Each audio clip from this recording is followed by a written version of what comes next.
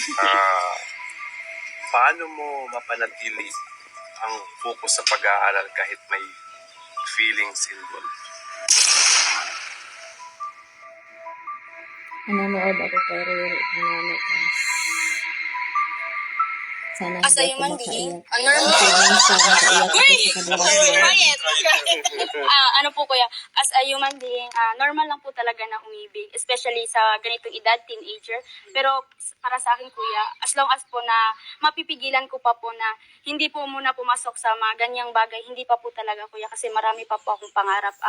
Kung meron man dyan, it's up to him kung maghihintay siya, kasi maghintay ka, ganun. Wala ko Okay, Maybel. Okay. Ano ang biggest fear mo para sa Grabe yung future? Yung mawala po yung lola ko.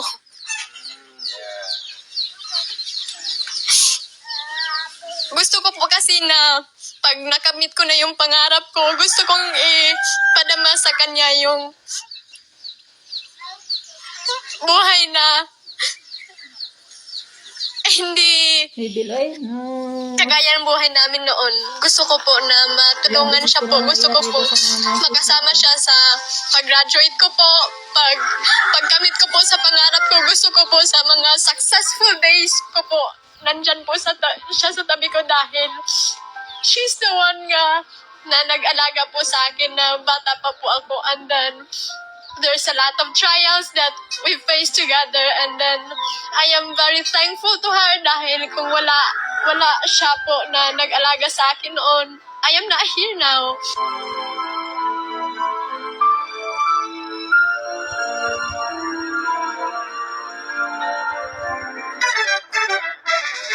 Bawat video niya, vlog ni Miguel, minsan makaiyak talaga ako. So, hello po mga kababayan. Welcome back Daanan to mo sa ating talaga. channel. So, it's Biro Walof Naranasan. Malalag. And kasama ko ngayon si Kuya Victor Vlogs, na busy po ngayon.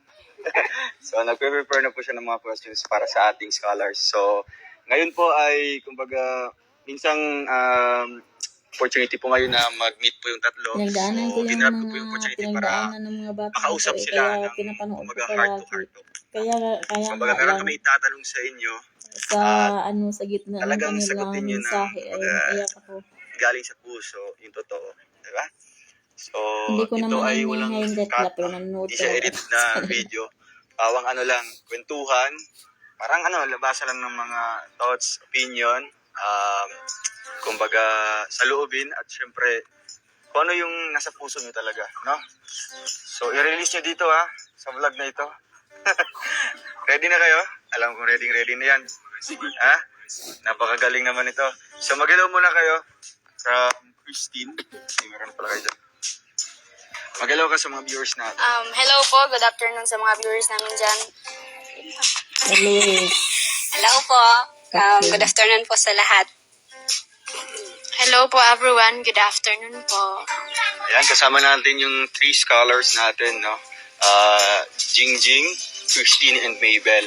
So, ngayon po ay meron kami itatanong sa inyo about sa personal life nyo, sa either family, love life, studies, and dito sa for being scholars ng TROM, no, ng Team Roel of Malala. So, ano lang, kumbaga, sagutin nyo lang ito at syempre, it's either tatanggapin ng mga viewers yung sagot nyo or hindi. It's up to you. No? Kasi nga, galing sa puso yung pagsagot nyo. Ano, ready na kayo? Yes. Smile naman daw dyan. Parang na-pressure sila. Okay. So, meron akong inanda dito ng mga questions. And isa-isa kayong sasagot, ha? Okay. So, about muna sa buhay-buhay. Ano? So, ginawa ko itong content na ito para mas makilala kayo ng lubusan ng mga viewers natin. Diba? Kasi una, nakilala naman si Maybel bilang scholars ng TROM. Si Jingjing, na ongoing na yung construction ng bahay nila. Congrats, Jing, in advance. And si Maybel, meron na silang bahay. So, kumusta naman yung pagtira niyo sa bahay ng ano? Okay po kuya, masaya po kami dahil hindi po katulad ng dati na bahay namin na sira-sira po. Tas hindi po kami komportable na matulog dahil natatakot po kami pagkapag umulan po ng malakas po. Oh, talagang uncomfortable kayo sa loob, no? Maliban sa delikado, talagang isa din sa iniisip nyo yung kapakanan ng mga kapatid mo sa loob, di ba? Kasi nga tuluan.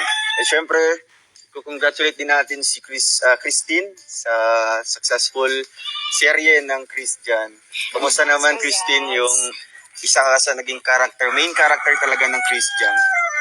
Ano po kuya, sobrang saya ko po kasi dati po may pinapanood lang po ako ng mga katandem Mga po. serye-serye. Opo, Oh. Tapos ngayon ako na po yung bilang isang bida po na gumagana po sa kada serye po. Grabe. At syempre, kumusta naman yung feeling na ano ngayon, kumbaga nakilala ka na bilang dito sa lugar ng Bukidnon, di ba? Maging sa ibang lugar din na napupuntahan natin, may nakilala na sa'yo. Ano po kuya, sobrang saya po kuya, pero minsan po nakakahiya po kuya. parang di ka pa sanay. Opo, hindi po ako sanay na makilala po ng maraming tao po.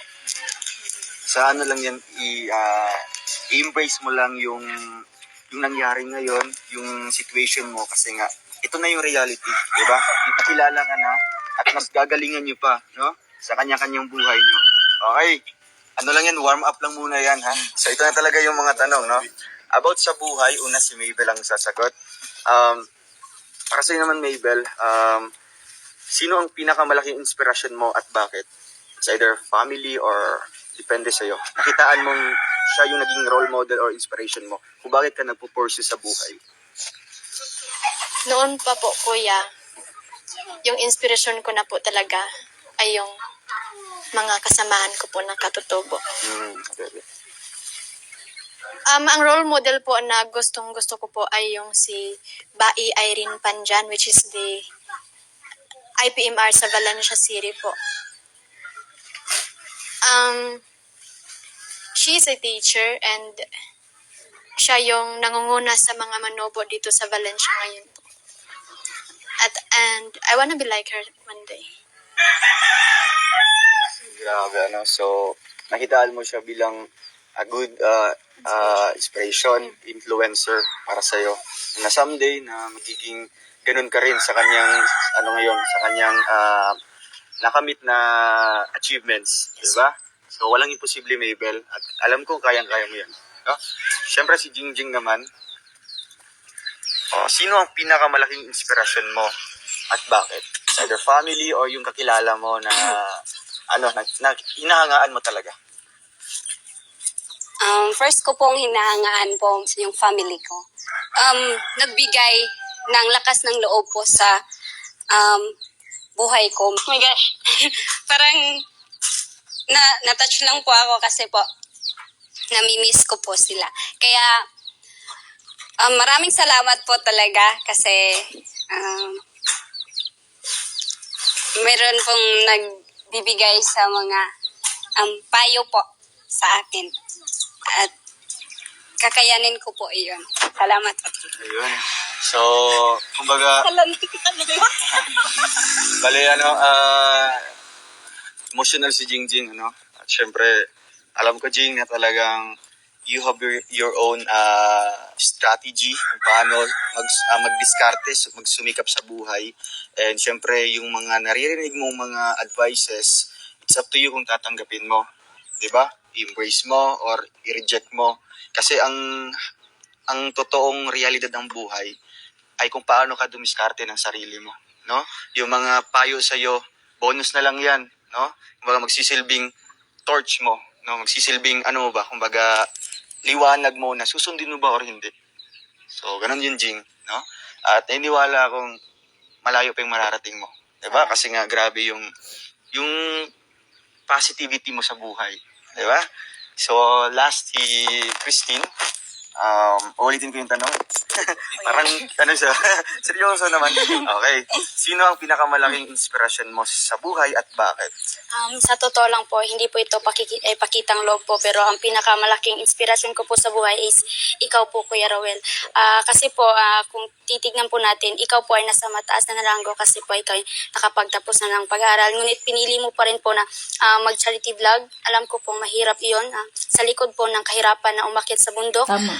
may natatanggap kang hindi magagandang komento po kuya, pero kapag ikaw po ay humaharap po sa amin, sa mga tinutulungan mo kuya, ay parang inaalis mo yung mga salitang natatanggap mo kuya, parang kuya, parang hindi mo iniisip kuya, parang wala ka po, alam po namin na parang nababash ka po dahil po sa amin, Grabe. pero hindi mo po yun idinidibdib po kuya, parang lang po kuya, parang sobrang bait mo po talaga kuya, kaya ikaw po talaga Ito talaga inspiration ko yung kasi ko po pinakahirap kuya, pag manood ako ng YouTube pag niyo. ako po ay makapagtapos or ako po ay maging Yun ako, successful po pauna kuya, yung support susunod ko. po ako sa mga iyapak mo po kuya. Grabe. Ay, grabe. Grabe, napaka-heartwarming na message, no? Coming from Christine. So, Grabe ka, Christine. pre, Napaiyak mo ko. eto din talagang yung mga noises kasi na naririnig mo, di ba? Yung pambabash, yung mga pag-discriminate, yan, kumbaga, Ito yung pinakamahirap it's part of na our, manood ako ng YouTube kumbaga, nila kasi buhay natin, no? Una pa akong umiyak. Pero pag sinisenter mo doon is yung goal mo. Kagaya sa akin, di ba? Yung pinaka-main goal ko talaga is makatulong. So, yung mga paninira sa akin, yung mga naririnig kong mga pambabash, Marilis hindi kasi ko, ako pag yan. baga, pag, hindi ko dinadala doon. Diba? Kasi pag dinadala ko makarinig ako doon, talaga parang ng mahawaan kayo. paninira, No? kaya So, ang gusto ko, ang Marelate ko yung mga share ko nila sa inyo is kasi yung pagiging positive vibe lang. relate na relate Diba? ako kasi Kaya, ganun din sana yung gagawin kaya nyo. No? Yung mga pambabash nyo. Kasi kayo nagsisimula pa lang, pausbong pa lang. Diba? Alam ko, marami pa diyang nag-aabang para maging hater nyo, i-bash kayo. Pero, I hope na gayahin nyo yung diskarte ko. No? Yung yung ginagawa ko. Diba? So, ganun lang. Kaya idol ko po kumbaga, sobrang idol mag-revenge ko po si sa Roel kanila. Silence noon lang. pa. No? Kasi ang magre-revenge naman sa kanila is hindi tayo, hindi ako, kundi si Lord. Di ba? Vengeance is Kaya not nga ours, din it's ako from God. pumasok No? ng Kaya vlog yun dapat kasi sana natin. At syempre, sila about yung, naman sa sila yung pamilya. So si Kuya naging Victor yung inspiration ko magtatanong. din. So pipili ka dyan ng mga Yung sila po questions. yung kinukuhaan ko ng lakas na loob na Grabe, kaya nila yung mga Siyempre, basher. Kaya marami po sila seryosong natulungan usapan. din. Okay. grabe, naka-check agad. Sino naman sila Meron noon, tayong, di ba? meron tayong Ngayon, tanong dito sobrang sa angat na sila sa tatlong buhay. angel Kaya ni Dodong pumasok ako From bilang Angel. vlogger. Dahil noon pa, First yan, si umpisa Mel. pa lang sila sa pagbablog noong pandemic. Ano ang Pinapanood ko hindi na mo sila. Kaya makalimutang hanggang sakripisyo ngayon ng ay magulang? nakikita ko kung paano sila umaangat sa buhay. Kaya nga ako pumasok sa pagiging vlogger. Kaya Ano nga po? ako nag-uumpisa Yung pa ngayon, imalay. So, Pag-alaga po nila sa amin. Noon po, kuya, nakikita ko po talaga kung gaano kapursige si Papa na makapagtapos kami ng pag-aaral. May mga araw, nasabi ko na po ito, noon, kapag pumapasok kami ng paaralan, wala kaming kain. At hindi ko rin po masisisi ang magulang ko dahil wala talaga kaming magawa. And then, kung wala siguro ang magulang ko, siguro patay na po kami ngayon dahil walang makain. Dahil sa pagpursigi ng mga magulang ko na makakain kami at makapag-aral kami, ay nandito ako ngayon. Yan po, kuya. Yun, yung pag-aalaga ng magulang. Kasi narinig din naman natin kay Dato kung paano niya inaalagaan si Mabel. Gusto ni Dato na makapagtapos siya sa pag-aaral. Kaya yun yung hindi mo makalimutan sa papa mo. So okay. Jingjing, are you ready? Ayan. Ito Jingjing Ano ang pinaka hindi mo makalimutang sakripisyo ng magulang mo? Para po sa akin po, kuya, is yung pag-aalaga po nila at sacrifice. Kasi po, sila po yung dahilan kung ba't kami nandito sa mundo, at sila po yung dahilan kung paano po ako lalaban. Kasi sila po yung nagbigay ng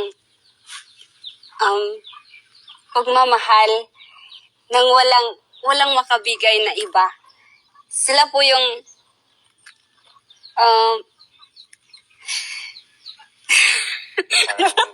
Napaka-emotional ni Jingjing. My gosh. It's okay. Kasi po, kung tungkol na po sa family ko po,